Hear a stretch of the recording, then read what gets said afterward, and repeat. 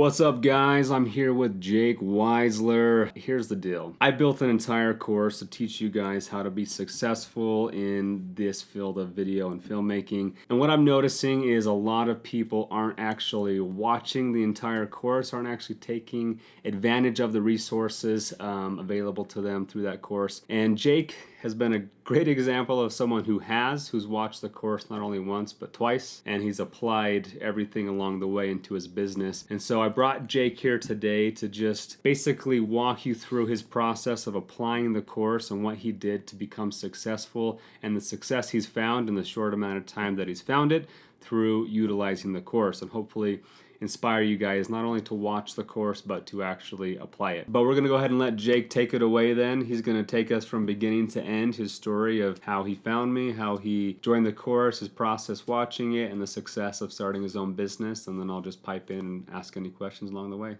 Go ahead, Jake. I just want to talk about how I went from pretty much one of the most basic amateur filmmakers to full-time filmmaker, and also working alongside my personal mentor, Parker. Before I get into that, I just want to tell you real quick kind of my background, my history with filmmaking. I think I was about 14. My dad bought an iMac computer for me and my brother, and we used the webcam, and we made these dumb little videos using iMovie and green screen effects. And then we found the family camcorder, used that to make some more videos, and then eventually my dad said, you know what, you seem to love this, so we got me and my brother a Canon T2i camera with a little kit lens. And so that was my very first official camera for filmmaking. And me and my brother would go outside and we would just create these comedy sketches, and they were so dumb, but we had a great time doing it. It was a great hobby, and that's very important to know because it's going to kind of come full circle at the end of my story. This started out as a hobby for me, and so I treated it as a hobby, and I'll talk more about that later. I was living in Georgia at the time, and I just kind of lost my connections with film, and then I left for a 2-year mission trip to Philadelphia.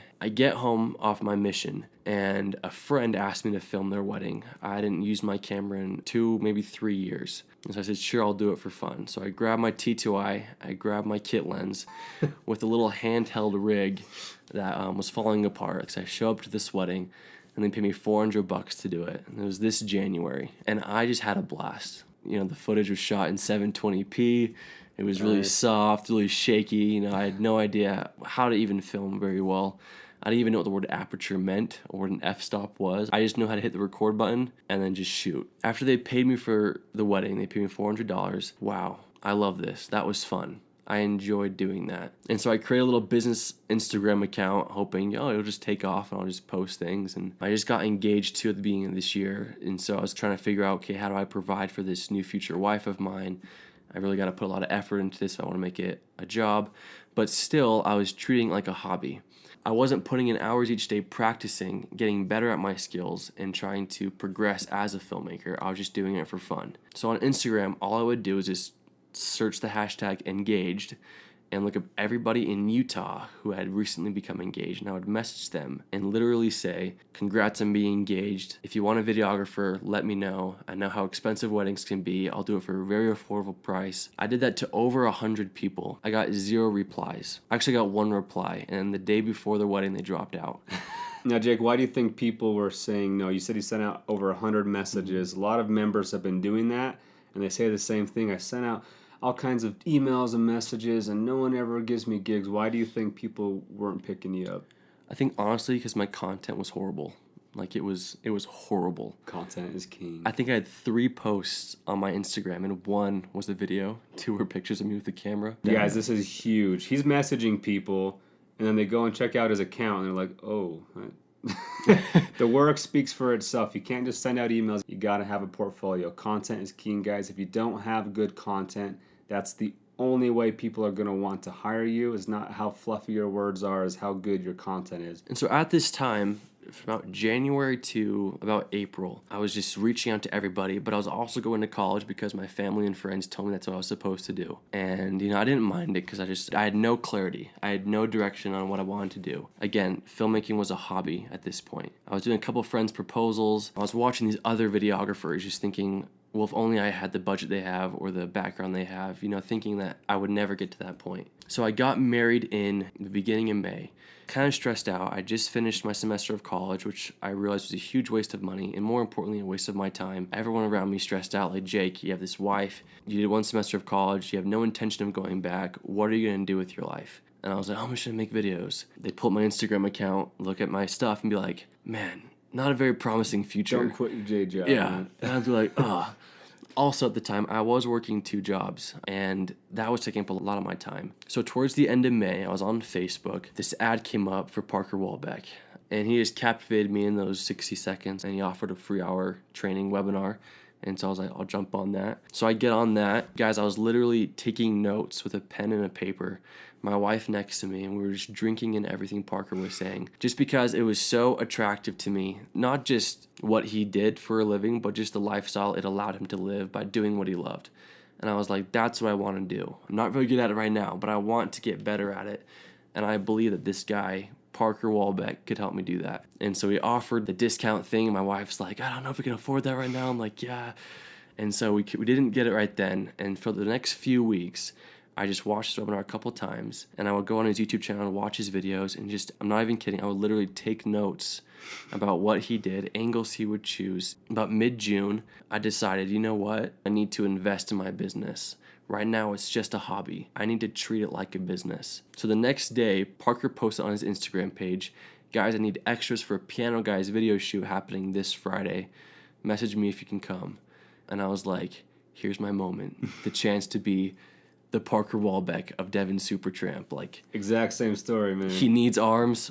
He needs a body. I'm going to be his body. Dude, I'll be there. He was like, great, man. Here's the info. And I was like, this is insane. So I show up that Friday for this Piano Guy shoot and just helped him set up and stuff. And just, I got to sit across from this girl named Sarah, who we kept talking about our business and stuff. And she told me that she was a good friend of Parker's, and that she was looking for a videographer to help her with some promo videos for her business. And I said, oh, well, I'm a videographer. I'd love to help out. She's like, oh, it'd be great. Parker did our last couple of videos. We'd love to have you do them. And I was like, oh. I was like, so the standard's Parker Walbeck. I'll be showing with my T2I and kit lens, thinking, let me just exceed her expectations, right? So I was a little embarrassed to even offer my services when I found that out. But we kept talking and made a great relationship. And then after the shoot, I was like, you know what? I'll regret it if I don't ask him. So I walked up to Parker, and I don't know if you remember this, but I just said, dude, what would the chances be of me working for you? And he said, pretty high. I have a lot of needs. Cool. Like, I don't know what to say. And he's like, well, just send me your reel, and we'll talk. And I was like, oh, sweet. Let me pause you right there.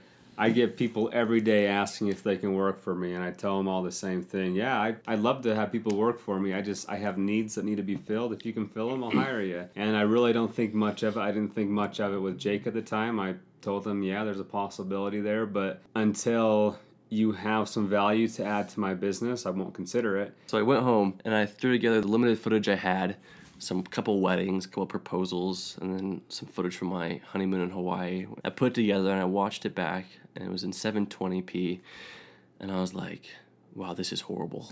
I was so embarrassed, guys. So I emailed it to him, not expecting a whole lot, and he replied something super generic. Could have been even an automated response, I don't know.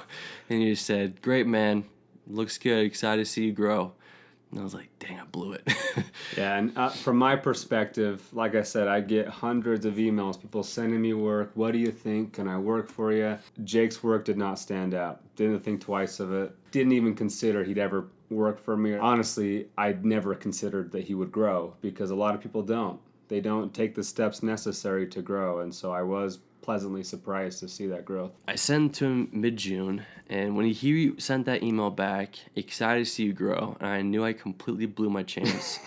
I was like, okay, this is the time. I need to get serious about this. I need to invest in my business if I expect other people to invest in me. And so I went online, I researched all the cameras and watched his webinar again, looking for what cameras he recommended. I wanted the 1DX just to say, dude, I use the same camera you shoot with. But I was looking at my footage thinking, my skills are nowhere worth the 1DX, the $7,000 it would take to get me the 1DX. And so I did some more research, decided to go with the 5D Mark IV, just a good lens for weddings, a 24-70, the one Parker recommends in his webinar, and then a glide cam and a microphone. That was my basic setup. I highly encourage you guys, as Jake has done, to make that leap, make that step of investing in yourself. Like he said, if you want people to invest in you and be willing to take a chance on you, to hire you for projects, you have to first invest in yourself, buy some professional gear, and then fake it till you make it. This is mid-June. One of my mom's friends, who's a realtor, asked me to film a real estate video for him. I didn't have a wide-angle lens. Here I am about to do a real estate video. And the camera hadn't even came yet. I don't think I even bought it yet, actually.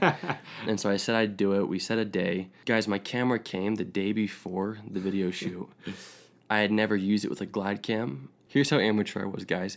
I didn't know the little knob on the top could go to manual and what that even meant.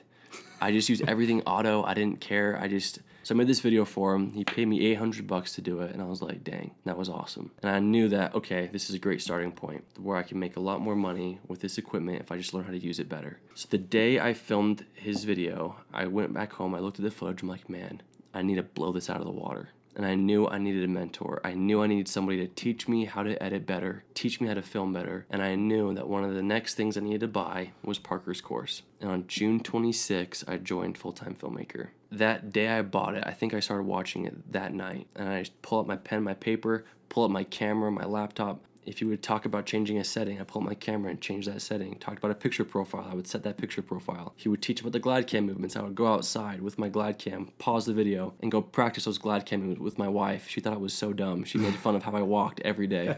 I was like, babe, this is going to get you the money, I promise. But I knew that there was potential here. There's a principle that I think a lot of people have a hard time with, and that is mastery versus overload. It's one thing to consume the content in my course. It's another thing to consume and master as you consume. And a lot of times people just go watch the entire thing, and like Jake did, they don't change the settings as they're watching the settings video. They don't go out and practice glide cam moves as they're watching the glide cam moves. So if you just completely consume, you're going to get overloaded. You're not going to remember a lot of it, and it's not going to benefit you. But if you're applying it and mastering those things that I'm teaching as you're learning them, I promise, as Jake has proven, that it's really going to help your business and help you flourish as a filmmaker. So about a week later, Sarah, who I met at the Piano Guys shoot with Parker, reached out to me and said, hey, Jake, saw you got a new camera. I'd love to have you do a video for us. And I was like, sweet. So she hired me to come film their venue at the parade. It was like beginning of the July, and I had a blast doing it. It was fun to work with her. And so I edited that video quickly and I posted it. So that night I got a direct message from Parker on Instagram, and he had my video attached to it, the one I made for Sarah. And he said, dude, you killed it. Here's my number. I'd love to have you come shoot with me sometime. And I was like, no way. Like, what? All right, so let me stop you right there. One thing Jake did really well was build a relationship. Came to one of my sets, added value first. These are all principles we talk about that he applied in real life. He added value first to me, built a relationship with me, made that connection, and he built relationships with Sarah, who was one of my close friends, so I followed her Instagram accounts. And so when I saw that she posted one of her videos, and I was like, wow, that was a really good video. Who did that? Saw that it was Jake, and I'm like, hey, I know this guy. His work looked like my work because he applied the things that I taught in the course, and so I wanted him to work for me because I'm like, hey, I could bring him on my shoots and he could replicate the style that I shoot and add a lot of value to my business. And so after seeing that video, after seeing his content, seeing his work, seeing what he could do, I then messaged him and said, hey, you have grown. Come, young one. Let us go. From June 26, and this is about the beginning of July, I just started applying everything he was talking about. Like he said, his color correcting skills, his glide cam skills, even the small principles of free to fee. I reach out to local businesses and say, hey, I would love to do a video for you just for my portfolio. And they would say, oh, we'd love that. Come over. And I would do some videos for them. And then it would lead to them saying, wow, you did a great job. What do you charge? We'd love to have you make some more for us. That's happened with Sarah. That's happened with a couple other businesses. And that just helped me get my portfolio built quickly. I did a lot of discounted weddings just because I knew I needed this high quality content to post it for people so that they would even consider hiring me for their wedding or for their event or for their business. He asked me if I could make it to this one shoot, and I couldn't. And I just felt horrible because I was like, man, I hate to blow off Parker Walbeck, right? So Parker asked me a second time towards the end of July, Jake, can you come shoot with me this week? And I said, no, I can't. And then August, he said, well, how about this Saturday? I'm doing a wedding. And I was actually, I don't know if you know this, I don't know if I told you, don't hate me for it, but I was supposed to be the best man at somebody's wedding that Saturday. And, I love you for it. And I said, dude, I'll be there. And so I texted my buddy. I was like, bro. Weddings are the worst. You would have hated being a best man. I was like, bro, something big came up. I can't miss it. He was cool with it. So I threw him a great bachelor party and made up for it. But then that Saturday, I went with Parker to shoot this wedding. And it was like a 2-hour drive north to this cool wedding place. And I just sat in the back seat with Parker. And I just picked his brain for the whole drive. We just talked, just tried to get to know his story better. And I think in that car ride, in that day, I realized this is no longer a hobby. I will put in hours, I will put in work, I will put in more practice, and I will treat it like a business. And I will stop just calling it a hobby. I'll stop telling people, yeah, I kind of do videos. I will tell them, no, I'm a filmmaker. And I will be confident with what I say. Fake it till you make it.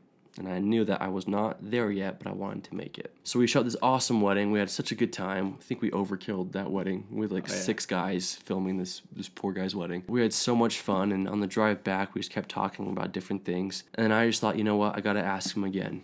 I've grown a lot these last 2 months. And so I asked Parker in the car, and I said, what would it take for me to join your team? And we had this great conversation about his long-term goals, the value he needed for his business, and what he was really looking for. And we had this great conversation, then we parted ways, and I was like, well, that was awesome. I had a blast. Again, I felt like I was just one of millions of people reaching out to Parker asking for a job to do one of the funnest things in the world. So I joined the course June 26. It's towards the middle of September now, and I was putting in so much work and treating my filmmaking so much like a business. I had already quit one of my day jobs, and my other day job boss came up to me and said, Jake, I don't know if you realized it, but you've taken off every single weekend for the last 2 or 3 months.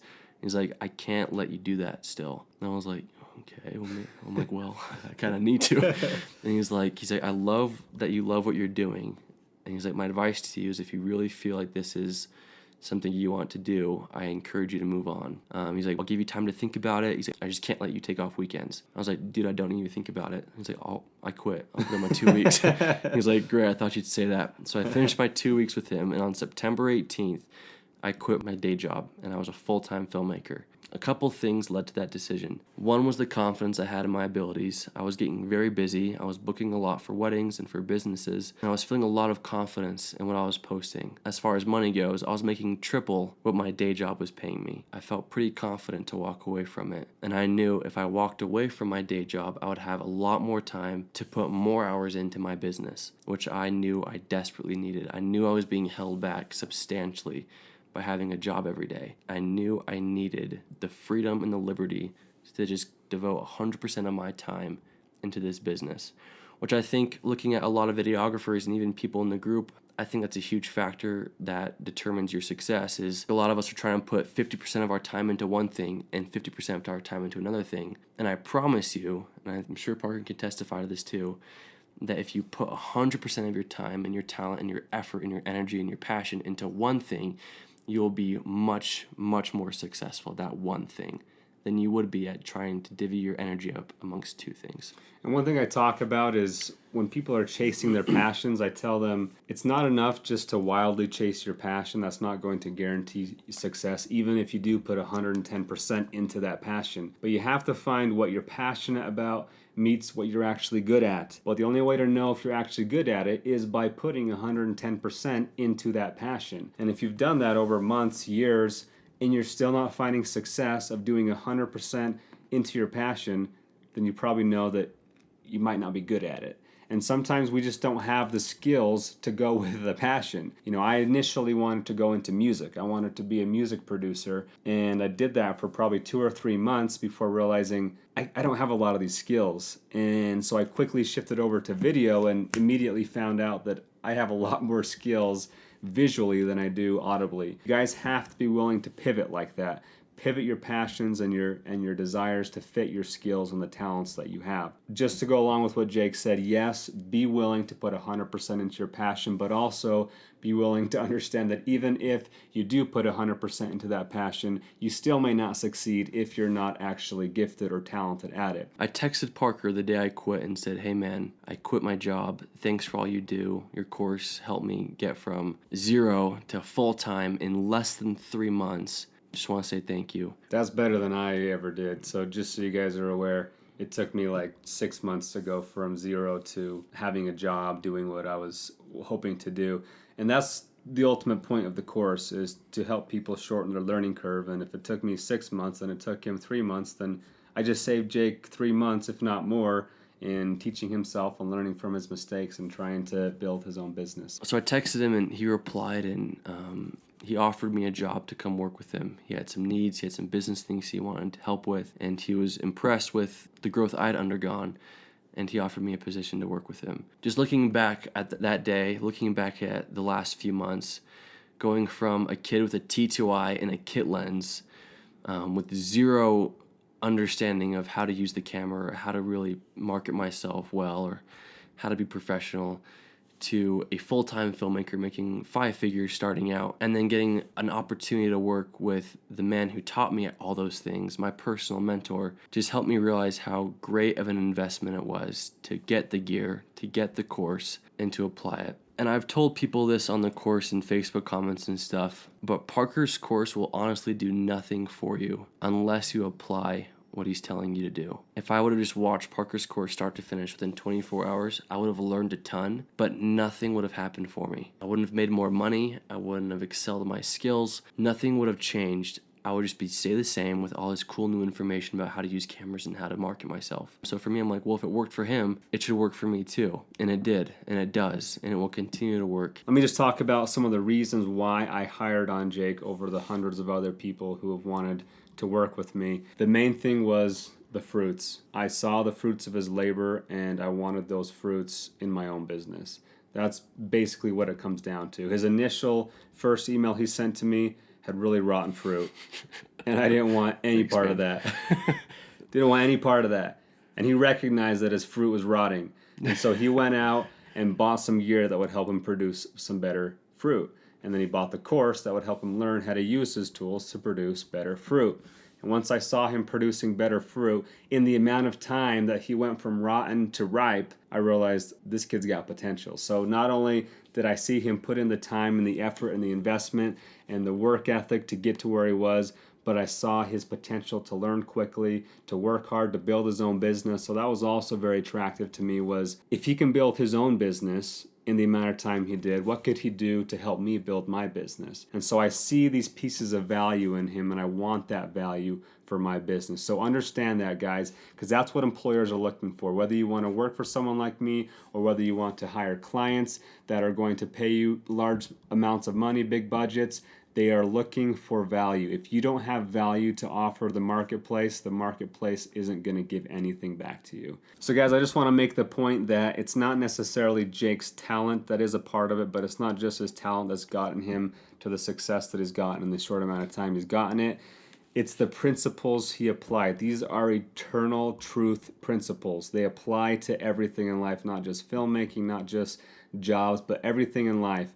If you're confident in what you do, you have clarity in what you do, you connect with the right people, your circle of influence. Jake connected with me. You put in the work ethic, you put in the sacrifice, you invest in yourself, in your time and in your learning, and all these things. These are the principles that lead to success. And Jake has applied these principles and used the resources in the course to find that success. So I wanted to bring him on today just so you could hear that what I teach actually works if you apply it. It's not just something that worked for me once, because I see that in Instagram comments all the time as people say, oh, well, this kid got lucky. Somehow was able to work with Devin Supertramp and have an amazing mentor. It doesn't just fall into your lap. You have to go out and be proactive about creating those opportunities. And Jake created opportunities for himself that led him to his success. So there you have it, guys. That is a look at how Jake went from zero to hero to full-time filmmaker in just 3 months. Did it in half the time that I did, and that just proves to you that it can be done, but it does take a lot of work and sacrifice and investment and all those things that we talk about. So I am here for questions. I don't want you to think that I'm annoyed by your questions. I love answering your questions, but